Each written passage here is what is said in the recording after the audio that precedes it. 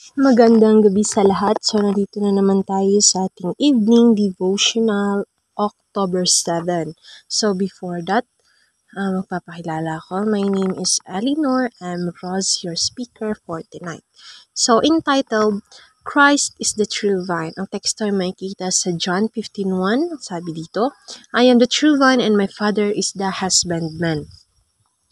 In the first paragraph, those who would follow Christ must believe in Him. They must open the heart to receive Him as an abiding guest. They must abide in the Christ as the branch abides in the living vine.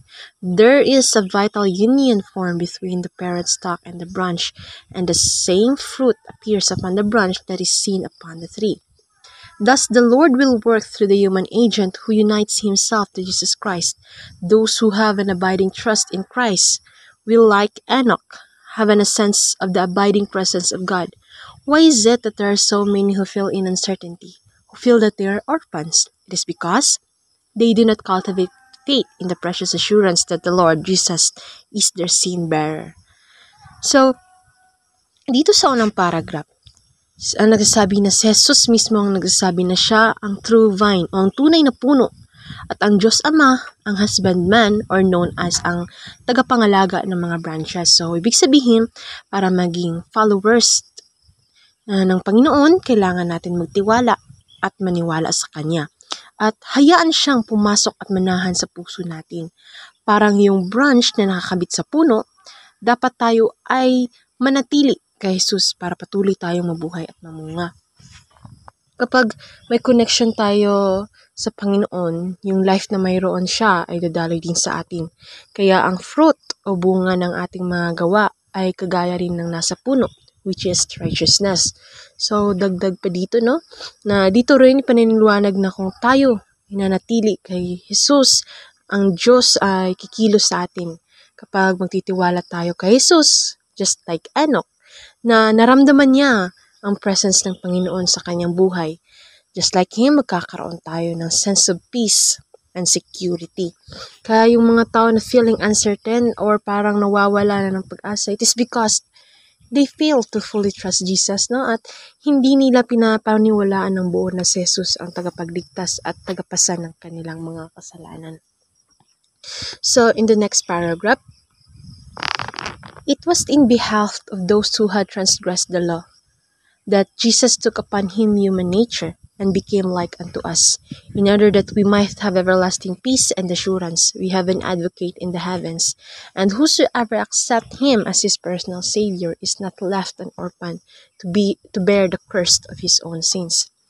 So, dito naman, nagpapakita na kaya naging tao si Jesus, ito lang ay para din sa atin, sa mga nagkakasala. It's for us. Kaya parang sabi dito na dahil na-fall siya sa kasalanan, kinuha na Jesus yung nature natin para siya mismo ang magdusa at magbigay ng peace. Kaya kung tinatanggap natin siya as our personal Savior, hindi tayo makaka-feel ng mga uncertain. Instead, we have this assurance na hindi na natin kailangan dalhin mag-isa yung mga consequence ng ating mga kasalanan. So just imagine na hindi ka nag-iisa. May kasama kang advocate na nasa langit and He's just fighting for you. So next, we must daily cultivate faith, daily contemplate Him who had undertaken our case, who is a merciful and faithful high priest, for in that He Himself had suffered being tempted, not in a few things, but in all points, like as we are. He is able to succor him that are tempted. For we have not an high priest which cannot be touched with the feeling on our infirmities.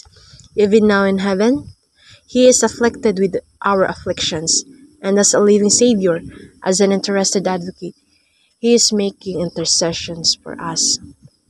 So dito, sinasabi na dapat natin i-cultivate o palakasin ang ating paniniwala sa Diyos. Parang i-exercise yan, the more you practice, the stronger it gets. Si Jesus ang faithful high priest natin, no? Nakaka-relate siya sa lahat ng struggles natin kasi naka-experience siya. Kasi dumaan din siya sa lahat ng mga temptations and sufferings dito sa mundo.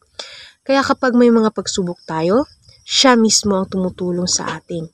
And right now, kahit nasa heaven na siya, hindi ibig sabihin na wala na siyang pakialam. Actually, He is still interceding and praying for us. Kasama natin siya sa bawat paghihirap natin. Sobrang comforting nito kasi alam ni Jesus na si Jesus mismo ang lumalapit sa Father para tulungan tayo, no? So, next is, we should daily exercise faith, and that faith should daily increase as it is exercised, as we realize that He has not only redeemed us, but has loved us and washed us from our sins in His own blood, and has made us kings and priests unto God and the Father. So, finally, pinapaalala sa atin na yung faith, kailangan natin exercise araw-araw. Like, the more we trust in Jesus, mas malakas yung faith natin, yung paniniwala natin. So, sobrang mahal tayo ng Panginoon. Hindi lang niya tayo niligtas, kundi nilinis pa niya tayo mula sa ating makasalanan gamit ng kanyang sariling dugo. At hindi lang yun yung ginawa pa niya tayong king and priest para sa Diyos Ama. Sobrang taas ng value natin sa Kanya. Kaya kapag sinasabing exercise your faith, hindi lang basta-basta faith yan. Faith yan na may kasamang assurance na minamahal at nilinis na tayo ng Panginoon. So, para sa ating pagtapos, in summary, this passage reminds us na Jesus ang true vine. And to live fruitful lives, we must remain connected sa Kanya sa bawat araw. Dapat nagtatrust tayo sa Kanya, cultivating our faith and knowing na siya ang nagdala sa ating mga kasalanan para hindi tayo iwan to face them alone. Kasi Jesus is always with us, helping us through our struggles. He also serves as our high priest in heaven, interceding on our behalf, ensuring that we remain covered by His grace as we daily exercise our faith. Lalalim ito, reminding us na mahal niya tayo and He has given us a special place in God's kingdom. So, with faith in Jesus, hindi tayo mag-iisa, and we are always assured of His love and guidance. So, maraming salamat sa pakikinig ng ating evening devotional. Sana marami tayong naintindihan at na-realize. So, dito lamang at magandang gabi.